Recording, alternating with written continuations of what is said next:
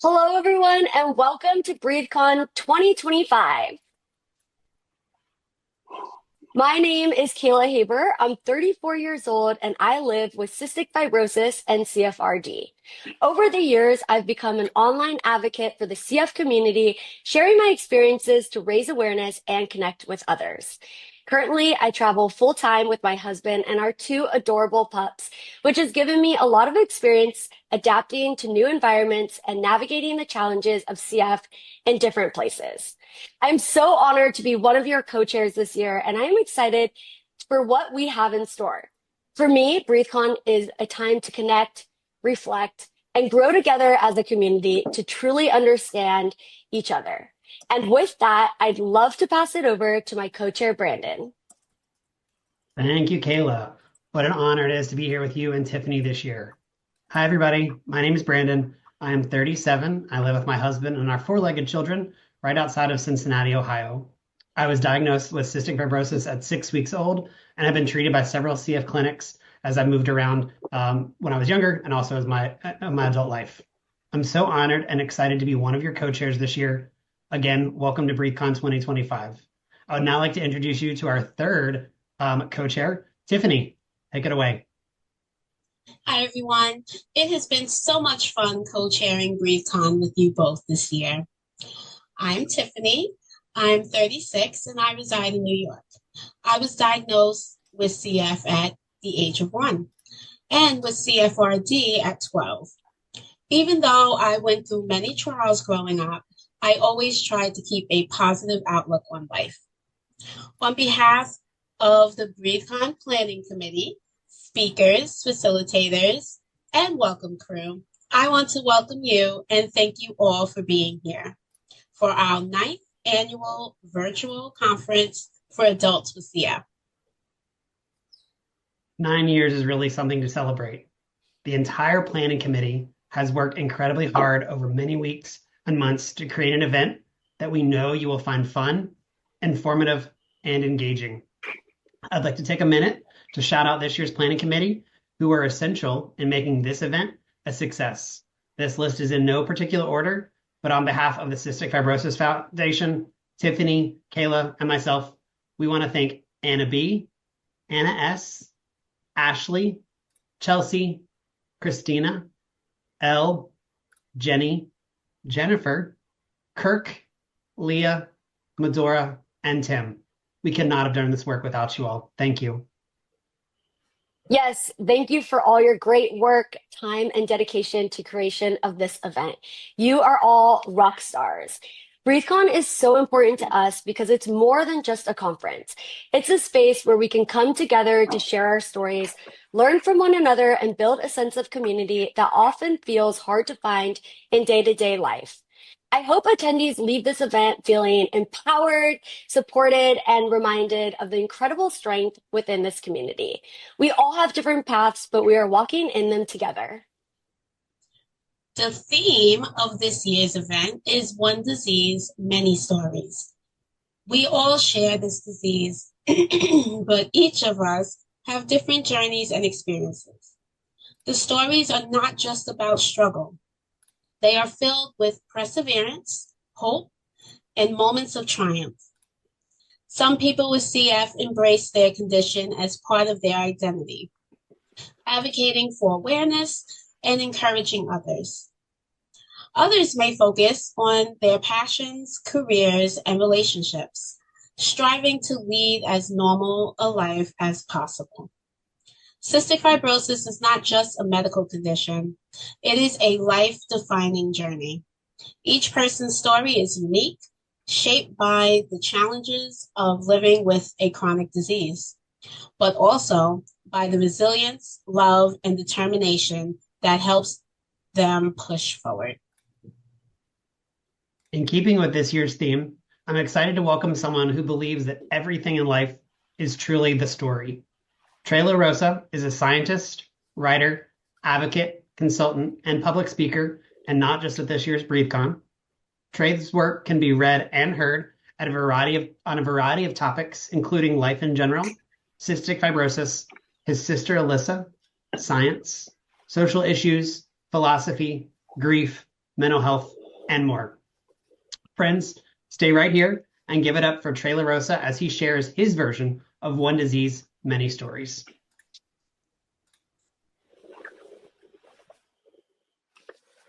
Hello, everybody, and welcome to the 9th year of BreatheCon. First and foremost, I want to thank the co-chairs, Brandon, Kayla, and Tiffany, the organizers and planners of this year's BreatheCon, and of course the CFF, and all of you for joining us this evening. The co-chairs and planners have done a great job developing the agenda, and I'm confident that you all will enjoy participating and engaging with one another during the sessions and networking hours. My name is Tré LaRosa. I'm 30 years old. I have cystic fibrosis. I've got 2 copies of the most common mutation, Delta F508. I am on Trikafta, and I work in scientific project management, and one of my main focuses is patient engagement. The theme of this year's BreatheCon really resonates with me because a large part of my job involves helping people like us share our stories. It is important that patient experiences play a key role in shaping the development of future treatment and initiatives. There are 2 other things I want to share at the outset of this talk. First, I am a few months short of my 31st birthday, a milestone that for most people is just another year, but for those of us with CF, it feels like so much more. Second, in just over a month, I will be reflecting on the 7th anniversary of my sister Alyssa's death. My sister died when she was just 29 years old. She was too young to die, a life cut short. Her middle name was the namesake of my Aunt Renee, who also passed due to CF at 12 years old. All of our stories are unique, and yet, tragically, too many people with CF face our mortality far earlier than we should. My sister's death has always weighed heavily on me, but her story is part of a much larger narrative, a story that's not just mine, but ours. What I've come to realize is that my story isn't just my own. It's part of a much bigger tapestry that connects us all. We are all mosaics of every person we've ever met, of all of our experiences, of our fears, our dreams. And even though we've lost people in this community, people who are so important to us, those we've lost continue to inspire us. Their stories aren't over. They are woven into the fabric of our journey, and they leave an indelible mark on the path forward. Every life with CF leaves its imprint on this community. Each experience, each loss, each challenge we face together is part of the larger story we are all a part of. And when we share our experiences, our fears, our successes, our challenges, we create a space for everyone to be seen, heard, and understood. We give each person and each other a permission to be vulnerable and to feel connected. And by doing so, we create a collective story of resilience, perseverance, and hope. The story of cystic fibrosis is one of incredible progress. The breakthroughs we've seen in treatment, the advances in research, they are historic. We are living through what may one day be remembered as the greatest story in medical history, and you, each of you, are part of that story. I'll start with the story I like to share when I reflect on my life with CF. When I was younger, I often felt like I was walking through life with a sense of dread. I would attend those grueling, long, anxiety-inducing appointments at Cincinnati Children's Hospital, and it wasn't just about my health. It was about my future, the unknown, the fear of what might be around the corner. As I reflect now, I realize just how weird being a child is at all, with so few memories and so few experiences to reference. The openness of the world and curiosity that dominates the mind of a child. For children with CF, and children are just young humans after all, the treatments and appointments and loud and scary machines, the coughing, the pills and medicines, the blood draws, it's all very unusual and strange. In many ways, when I reflect back to this period of my life, I'm filled with awe that that was me, that I lived those memories and that they aren't hazy memories of a movie I once watched. As I got older, I became more involved in my own care. I asked a lot of questions to my parents and my respiratory therapist and my doctors. I wanted to understand what was happening and why my life felt so different from the kids around me. I think I was scared, but honestly, I don't remember when that fear replaced my curiosity. Things also felt strange for me because my sister had CF too, and since she was 5 years older, it felt like I was watching my future unfold as she faced one medical challenge after another. Eventually, I started feeling anxious about my appointments, whether I was feeling sick or not. It's interesting, those numbers on the monitor, especially that pernicious FEV1, seemed to dictate the next steps more than how I was actually feeling. Felt like my health or my quality of life was being reduced to a number, and when that number went down, it meant things were getting worse. I struggled with this idea of being defined by a number.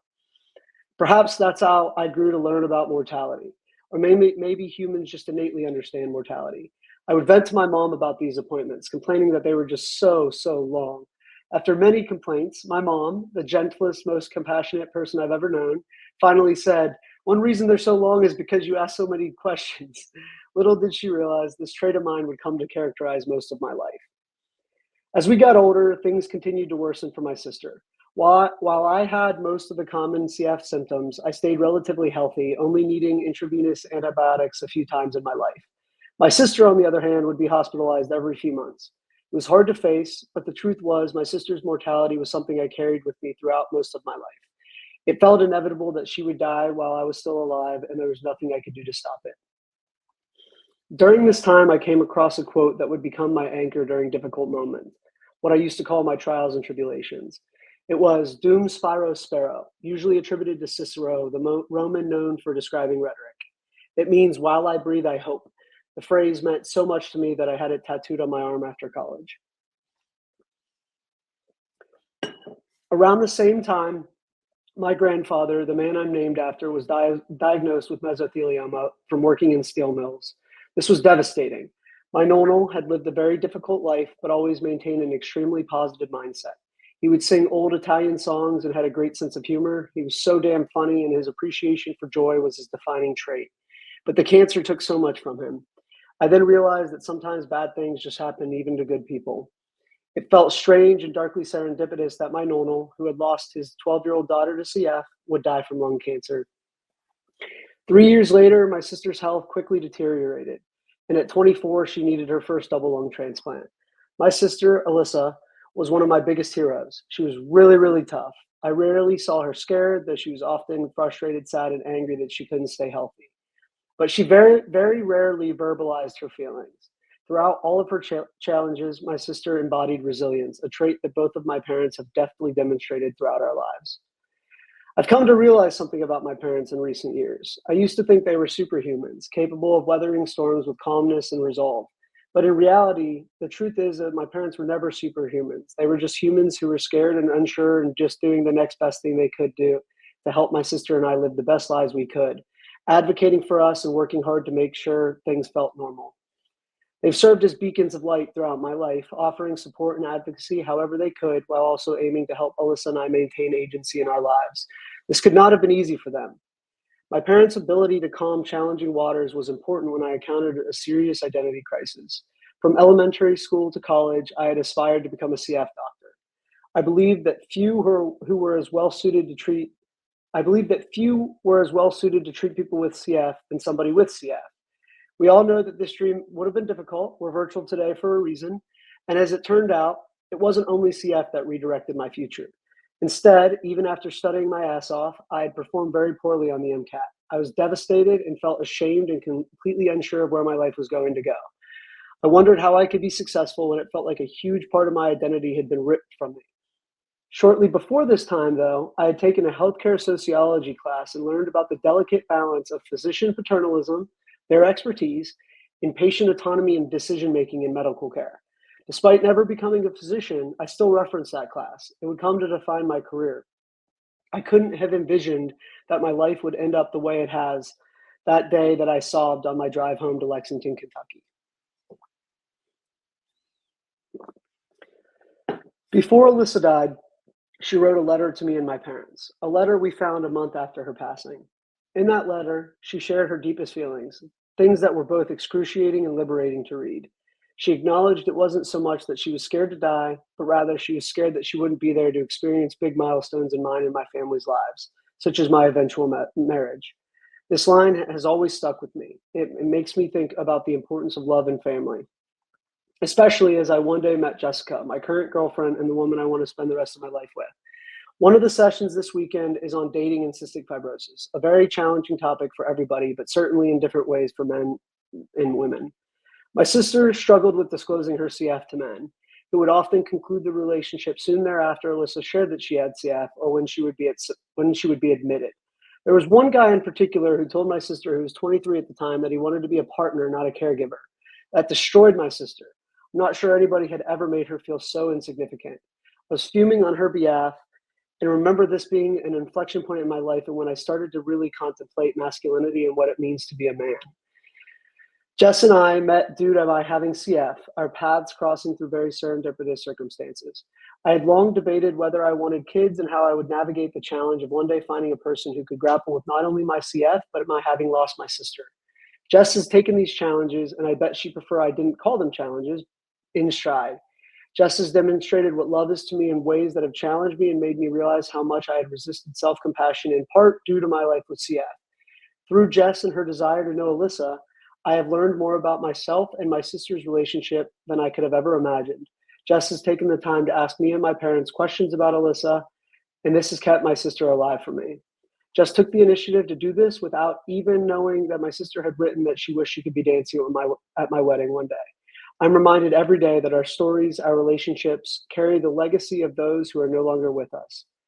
The older I get, the more I realize how few certainties there are in life. But one that I feel deeply is that Jess and my sister would have been best friends. It breaks my heart that this isn't the fork in reality that came to be, but I believe that CF is not just a series of medical challenges. It's a profound human experience that connects us all in a way they connected us all along. Life has been indescribably beautiful for me. In spite of the challenges, I've been shown grace, love, humanity, kindness, support, and compassion by more people than I could ever count. My life has panned out such that humans have been good more often than not. This truth has been the backdrop of so many challenging periods in my life. It's this truth that has shaped my understanding of success as I've navigated my career. Success isn't defined by numbers, whether it's your test score, your GPA, or the balance in your bank account. It's not about the hours you put into work each week. When we focus too much on quantifying success, we lose our humanity. It leads us to compare ourselves to others, which only isolates us. The more we break things down into numbers, the more we feel fear, and the more we try to force ourselves into a narrow definition of success, even though it doesn't really serve us. This distracts us from what truly connects us all. But when we connect, like we're doing this weekend, when we share, when we lift each other up, that's when we find the true power of what it means to live fully and to live with purpose. To me, success is about living a life full of love, supporting others, and being truly human. That's part of why I became both a scientist and a writer. Some scientists pursue science for the answer it provides, but I believe many are drawn to it by a deep sense of awe, and awe for the beauty and the mystery of the world. As for writing, it's a more philosophical endeavor. It's not just about understanding the world, it's about challenging ourselves to express and share that understanding with others. I've learned so much from both, and I know that we together can shape the story of CF into one that will one day be told through the lens of triumph, of community, and of love. As we stand here today, united by our stories and our shared experiences, I want us to remember that we are not just living through this moment, we are actively shaping the future. The world may define us by our condition, by our FEV numbers, or by our challenges, but we know the truth. We are so much more. We are stories of resilience. We are stories of connection, of love, and of courage. The progress we've made is not just written in research papers or treatment protocols, but in each of the lives we touch and each story we dare to tell. And while we may not know exactly what the future holds, I know this. As long as we breathe, we will continue to hope. Let's take a moment to celebrate ourselves, each other, and the incredible community we built at BreatheCon. But before we dive into the event sessions, take a short break, grab a snack, stretch, or step away for a moment of self-care.